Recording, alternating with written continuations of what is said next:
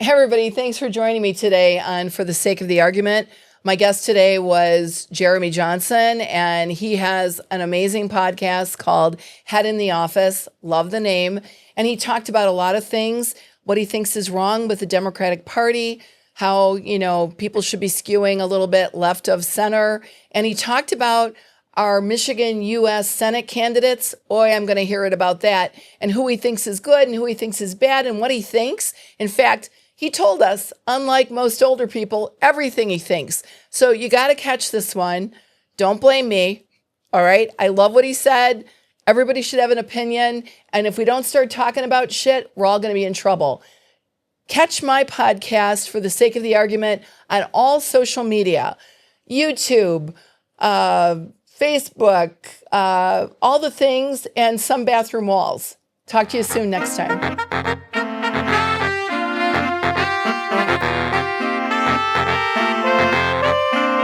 Jeremy Johnson, thank you for being here today on For the Sake of the Argument. Thank you for having me on. I'm excited. You are the co-host of a very popular and one of the biggest Gen Z political podcasts in Michigan. So I've heard. With tens of thousands of listeners and viewers, called Head in the Office. That's right. First of all, I want to ask, how did you come up with that name? Because I actually love the triple entendre of Head in the Office. So when Gage and I decided that we wanted to start the podcast, we were lost for what we wanted to call it. We just had no idea. There were a lot of names we worked through that I don't remember now. But we eventually found that either we didn't like them that much or they were already selected, like other podcasts were called the same thing.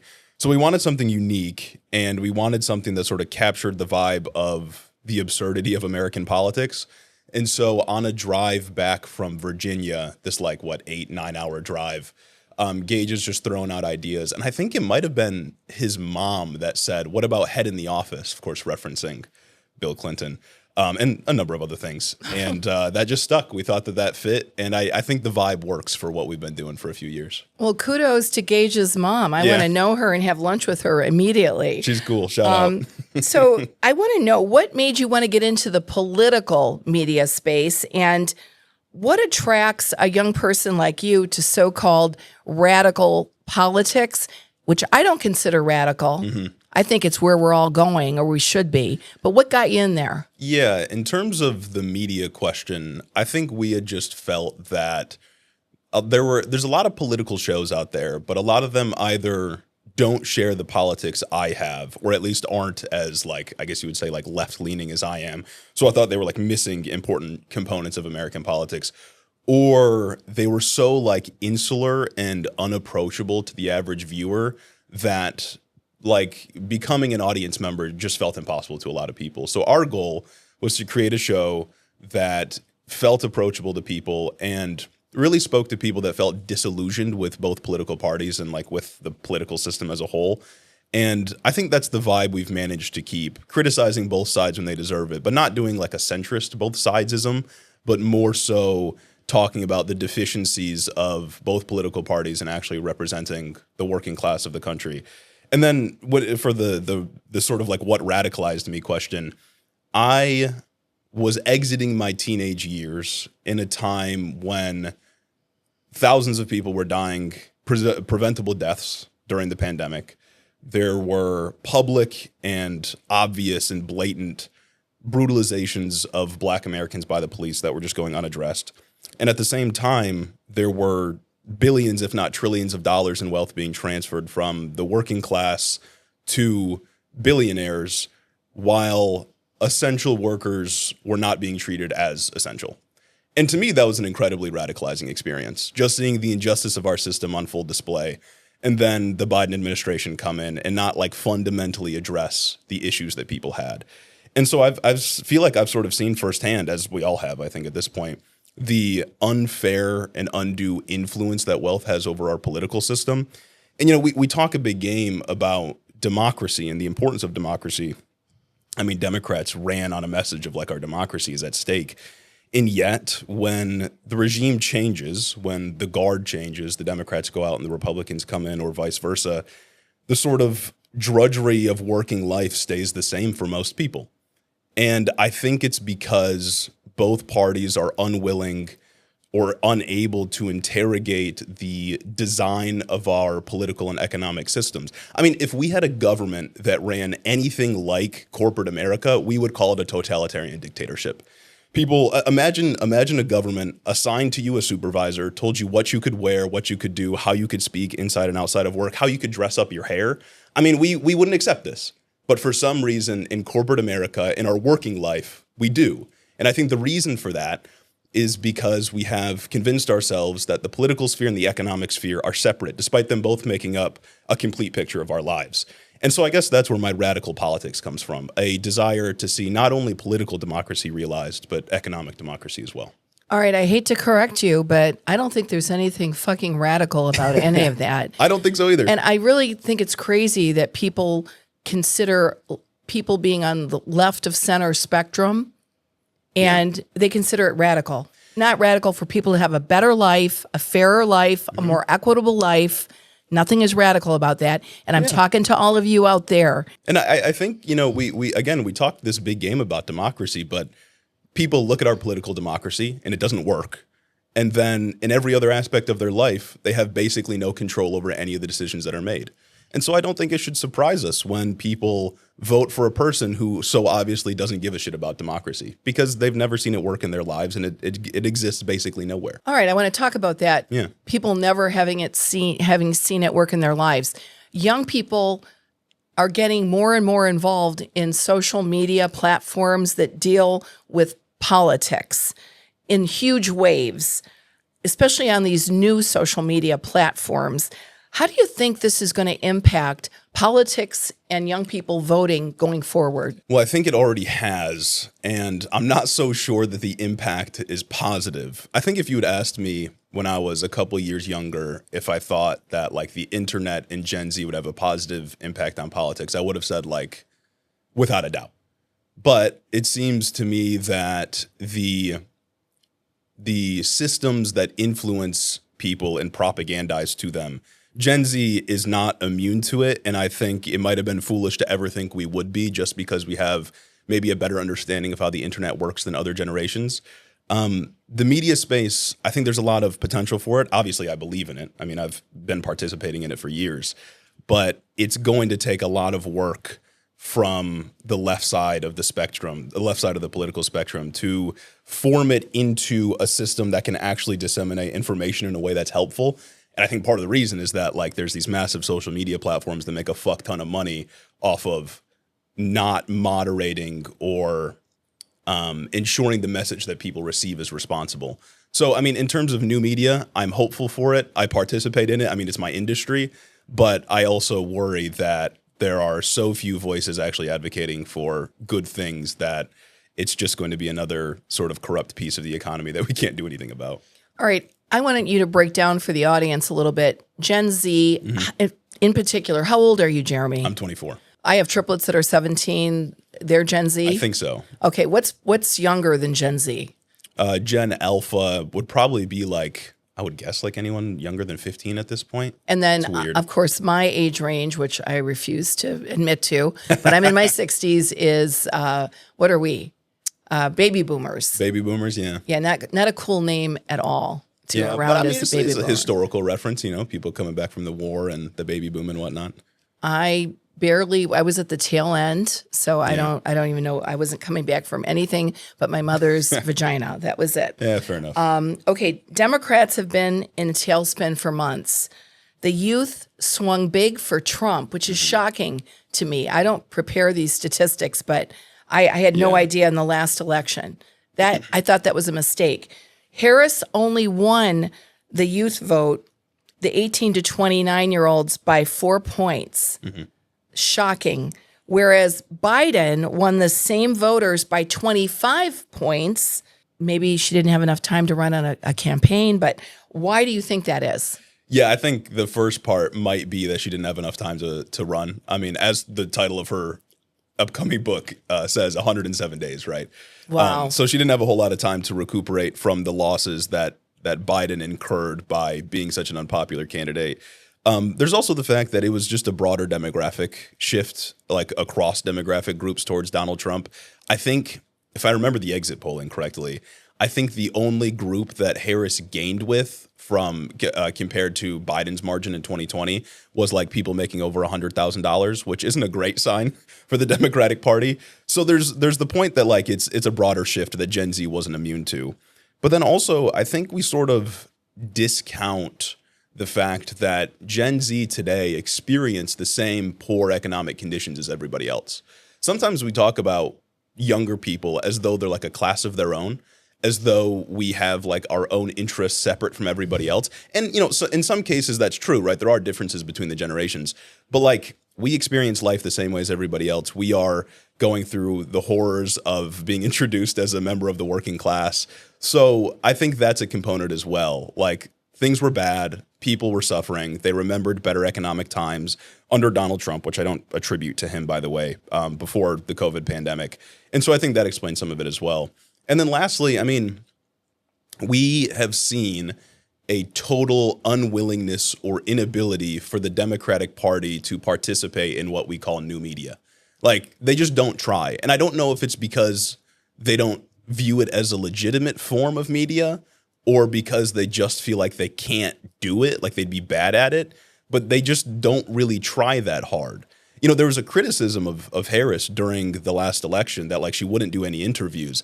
And I thought maybe it was kind of nonsense, but like she didn't get out in front of cameras that much. And Donald Trump was willing to. And I think the dude's fucking insane, but like he was willing to get out there and be in front of people.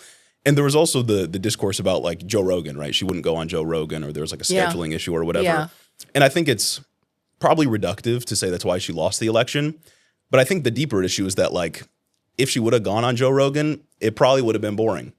And I think that just speaks to the fact that Democrats are just like out of touch in this era and don't know the game that they're in. Yeah, to attain anything of value, you have to risk. Yeah. And if you believe in what you're selling, you got to talk about it. Mm-hmm. You got to talk about it and stand behind it. And the purpose of these kinds of media appearances is not to like convince the host to vote for you, but to like peel off members of their audience. No. And it just seems like Democrats are not willing to do that. And I don't really know why. On your podcast, speaking to that, you say Democrats can't catch a vibe. True. What do you mean by that? And how do you think the Democratic establishment can improve?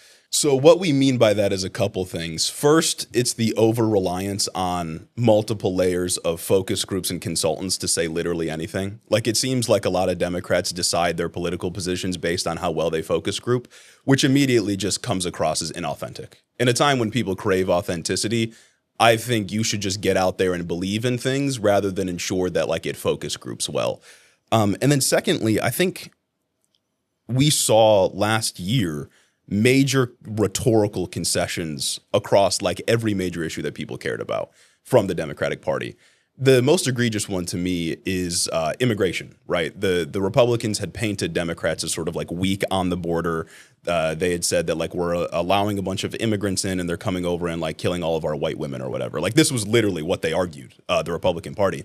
And rather than pushing back on this, rather than saying, you know, America's a melting pot, immigrants make our country better. Actually, if you look at the statistics, immigrants, undocumented immigrants even don't commit more violent crimes than even U.S.-born American citizens. They didn't do that. What they did was offer a conservative border bill that essentially reaffirmed the Republican narrative. And I think the goal was to try to tell voters like, look, we're actually the adults in the room. We have serious solutions for the border crisis. And Donald Trump is just like, you know, he's an unserious candidate. But instead, what I think it did is just make it seem like Democrats were caught doing something wrong. Right. And so these major rhetorical concessions give ground to the right to continue winning electorally. Because if you care about immigration, if immigration is your number one issue, you're never going to vote for a Democrat because you think a white genocide is happening or whatever. So the way Democrats can win on these issues is not by fighting on Republican framing. It's by framing the issue for ourselves and pushing back against what the Republican conception of these issues. So those are the major two when we say Democrats can't catch a vibe. They don't know how to do politics and like framing of narratives, and they rely too much on consultants. And lastly, it's like observing all of this over the last few years, it just makes me think they don't care a lot of the time. Like if they really cared about immigrants, I don't think they would concede the framing as they have. If they really cared about like bringing peace to the people of Gaza, I don't think that they would continue with the policies that Biden would have continued with his policies on the matter, and that Kamala Harris wouldn't have deviated at all. Maybe it's incompetence that might be able to explain some of it, but it just seems to me that on a lot of these big issues, they don't care that much to fight back against the framing. And I think that is the biggest deficiency in our party. Yeah, and it's not all of them, right? Like there are Democrats that I like, and we can talk about that. But I think it's the people at the head and the sort of like crypt keepers that are holding us. We're sort of like suspended in animation and can't do anything about it. I know. It's got to change. All right, I'm going to give a disclaimer. Sure. All right. I always am getting pushback if I say anything against the Democratic Party or a Democratic candidate as if I'm talking about someone's child. Yeah. All right. They're elected officials or they're people that are running for elected positions. They're adults, importantly. They're adults. And I'm sorry if this offends anyone. So whatever you're going to say, however you say it, I'm going to hear about it a little bit. But that's okay. I'm a big girl too.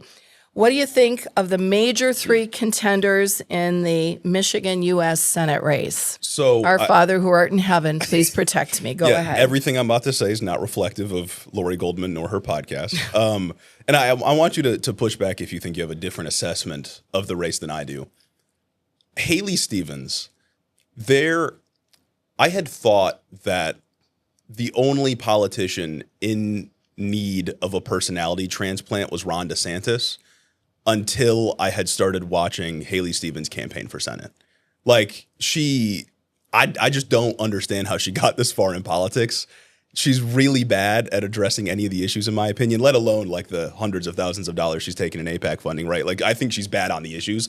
But I just think like it's so stilted and reeks of like consultant brain and consultant speak, the sort of issue of focus groups I was talking about before. So I'm not a fan of Haley Stevens. In fairness, can you tell me some issues that she's taken a wrong position on, in your opinion? I think she's been bad on foreign policy, specifically the issue of Israel and Gaza. I think it was wrong for her to sign that resolution that was essentially like showing gratitude for ICE. And I think she just doesn't like meet the moment politically. I don't know her position on like every single issue. I would imagine she's not for universal health care. So I think it can't be her, in my opinion.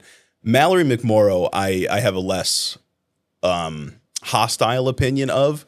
I just think she's trying to like toe this sort of middle of the road line in between Haley Stevens and Abdul to sort of pinpoint a position that will get her the establishment support while not seeming as centrist or moderate as Haley Stevens. And that's just not my kind of politics. So my candidate of choice is obviously Abdul.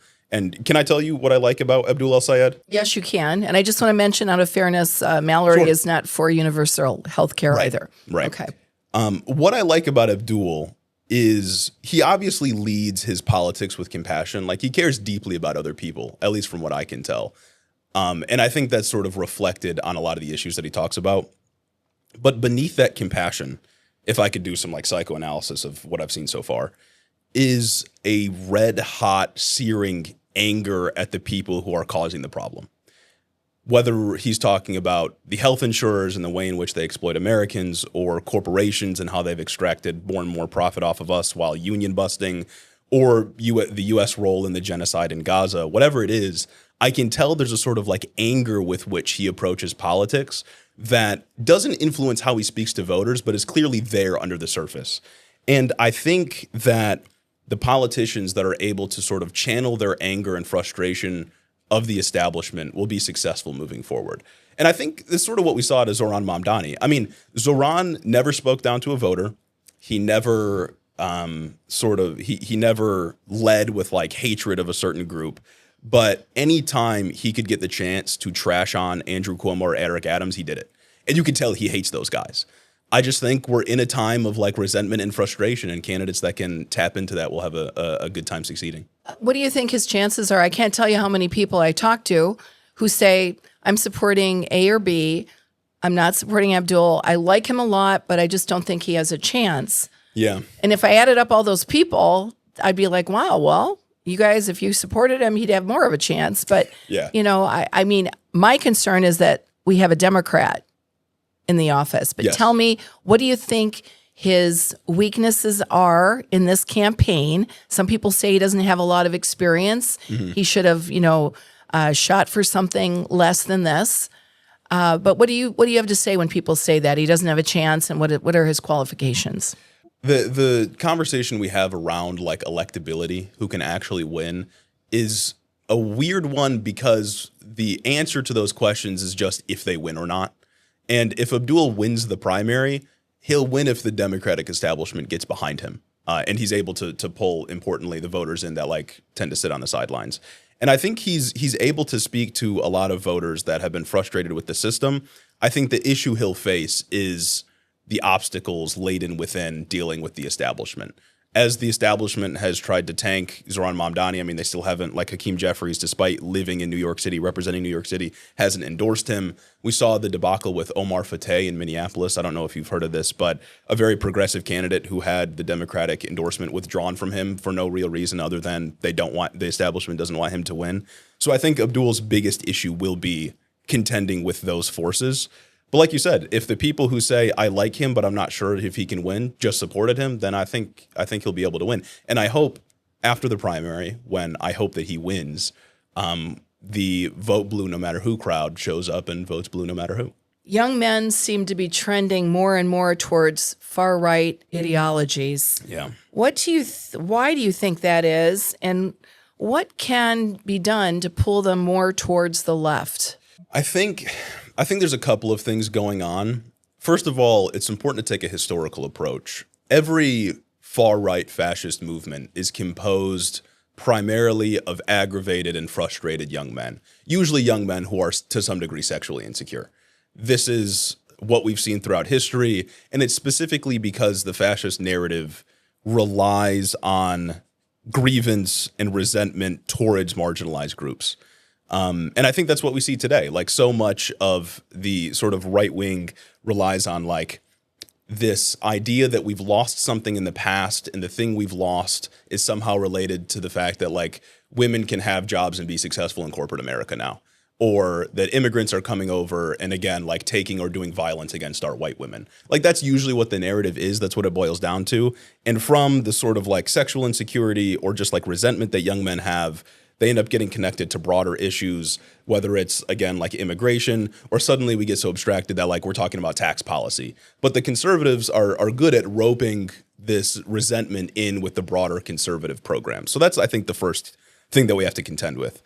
Secondly, though, there are a lot of enormous social media companies that make a fuck ton of money off of the sort of online component of this process. Massive platforms like Facebook and Instagram and TikTok and so on, they make a lot of money off of promoting creators in the algorithm that are specifically there to do this kind of resentment or grievance politics. And I think that's part of the issue as well. We've done basically nothing to regulate these massive entities. Part of the reason is that like our Congress is so out of touch with reality that they don't even understand how these platforms work. And so I think that's contributed as well. And then lastly, I think any discussion about the right wing in America would be incomplete without talking about the failures of liberals in the Democratic Party. Fascism doesn't come out of nowhere. There's sort of material origins to it. Specifically, when people start feeling vulnerable economically, they look for answers as to why. And I think even more specifically that it's like when the majority or the dominant group starts feeling insecure economically, like white folks specifically, they start looking for answers. And the liberal answer often is like, well, we just need to get in and turn a couple of knobs. And even sometimes, like, actually things aren't that bad and you should be happy that we have the greatest economy ever. An uninspiring answer. And the fascist response is, well, it's the immigrant, it's the trans person, it's the foreigner, it's the other. And that tends to get people more riled up and more enthusiastic about supporting a certain candidate. We have to be able to do populist economic politics if we want to win people back and explain to them why everything sucks so bad. And I think, in my opinion, liberalism has just failed to do that. I know populism is a dirty word to a lot of people because they don't understand it. Even people that I work with in real estate that don't have enough money to rent $1,000 a month apartment in Highland Park aspire to be a millionaire. Yeah. Good for them. That's nothing wrong with that. But they don't want to shut themselves off from the dream or the possibility. So they don't want to hear words like populism. We've got to change the narrative on that. Yeah. All right. I want to tell you also, you are the only guest I've ever had that is swearing more than me, and I love it. That might be Thank you. an artifact of what we do on our podcast. It's fabulous. Well, you have so many like politicians, and they want to be buttoned up. They should swear. People trust people that swear more, they say. Be more relatable. All right, you ready for the lightning round? I am. Okay. Yeah. What's your hot take? And again, I don't write these. I don't remember what your hot take means. What's your hot take is just like an opinion that other people might think is like bad or out of left field. Okay. I think that gender as a social construct is essentially arbitrary. I think that we as a society have developed all of these like expectations and norms and traditions that we associate with somebody's gender, which is loosely, if at all, tied to like sexual characteristics they were born with. And ultimately, I think it creates a sort of like social prison that we are all prisoners in. Like there's no reason that like blue is a boy's color, right? And in fact, historically, it hasn't always been. And yet we still associate behaviors far more important than like colors with certain sexual characteristics that just doesn't make any sense to me. And I think it's the source of a lot of consternation nowadays. Are you guilty of any of that? Do you have any awareness of any time where you're, putting a label on a woman because she's a woman or a man because he's a man? Probably. I mean, I think we all do that to some extent just because we've been conditioned to. And, I say this as somebody who, for the most part, like identifies with the expectations and behaviors associated with like manhood. Like I don't feel much tension between my gender and like what society expects from me, right? But I think a lot of people do, and a lot of people are unwilling to admit it. And if we had a less stringent standard for what people are supposed to do based on who we think they are, I think people would be a lot happier and a lot freer. Who are your least favorite politicians? These are hard questions in Michigan, both sides. For the Republicans, I want to say John James, but he doesn't really do much. Like, I think he's passed like 2 bills in his like 3 years so far in Congress. So like that feels kind of nonsensical to say John James. I think if I had to choose a worse Republican in terms of damage caused, probably Matt Hall. I mean, that dude is a freak. Genuinely just a terrible human being, a threat to human life, I would say, with the bill he was trying to pass recently. Yeah. So a good one. He's terrible. Bad one. For the Democrats, I don't know. I keep coming back to Alyssa Slotkin. I think she's a smart person, certainly. And she's here to stay, I think, politically. Like, I think she's building up a base of support for herself, both in the establishment and just like in the state, that's going to protect her political power for a while. She might even try to run for president at some point. But I think that she is just endemic of the rot within the Democratic Party. The over-reliance on consultants and this just like insatiable need to find a middle-of-the-road position without challenging Republican framing. And I think part of the issue is that like that's just kind of how Democrats think. But also, it's what keeps the donors happy at the end of the day, as long as you aren't willing to challenge the donors. She's very, very popular, and she has stood up to Trump quite a bit. Yeah, and that's important. I can appreciate that. So can I. And I think that's important. But I think the deeper issue is, again, this unwillingness to challenge the establishment and the entrenched interests that I think are causing most of the problems. I think money in politics can explain just about every issue we deal with today. And looking at Alyssa Slotkin, she has not meaningfully addressed that in a way that would contend with the issue. I mean, she said like a few months ago, I think when the whole like Fight Oligarchy tour kicked off, she was like, Americans don't know what oligarchy means. And I think based on the turnout, plenty of people know what oligarchy means, and they're mad at the oligarchs for what they've done to this country. Yeah. And I think that just this unwillingness to tap into the frustration that people have is going to be the death of all of us. Yeah. Well, thanks to Elon Musk and Putin and all the other examples, we do know, all of us, even my children who know nothing much at this point, know what an oligarch is. Yeah. If you could pass one policy with the wave of a wand, what would it be? I think I would resurrect Mao and let him just have free reign on the landlords. I'm kidding, of course. It'd probably be like Medicare for all or overturning Citizens United. Again, money is like the source of all of our issues in politics. I know. I think the only answer has to be eliminating Citizens United. Yeah, like we can't. We're in a situation where, like, if our country was a ship, we are actively sinking and steam is popping out of like every corner, out of all the pipes. And it's because we do nothing to resist the influence of wealth. Because there is clearly a class of people who are dedicated to extracting as much as possible off of us. I mean, we just did an enormous transfer of wealth by cutting Medicaid and SNAP and giving in like $1 trillion in tax cuts to the rich. And we're doing nothing about it. No. And it seems so few politicians, even on the Democratic side, are willing to say, like, yeah, the rich are the problem, and we need to dramatically reorganize how we do this. Right. I agree with you. I was watching a science fiction program, and I can't remember the name, but it's based on corporations running the world and the planets. Yeah, and it like didn't seem so science fiction-y to me when I was watching it. Yeah. What would you do, or what do you do to de-stress after a hard day of podcasting? Oh, big on a hard day of podcasting. Podcasting's tough work, as you know now, of course. I don't know. I like to consider myself a book reader, although I don't read as much as I want to sometimes.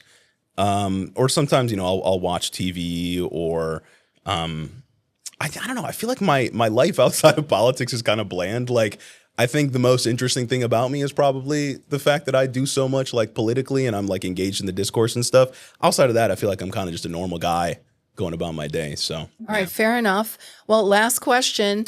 Where can listeners go to hear your podcast?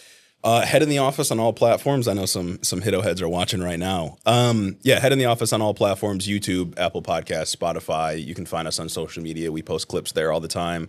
You can join our Discord. It's a sort of like community channel thing where we can interact with all of our people. But stuff will, I'm sure, be in the description. So it's all there. Jeremy, thanks for your candor and thanks for being on the show. I appreciate you. Thank you.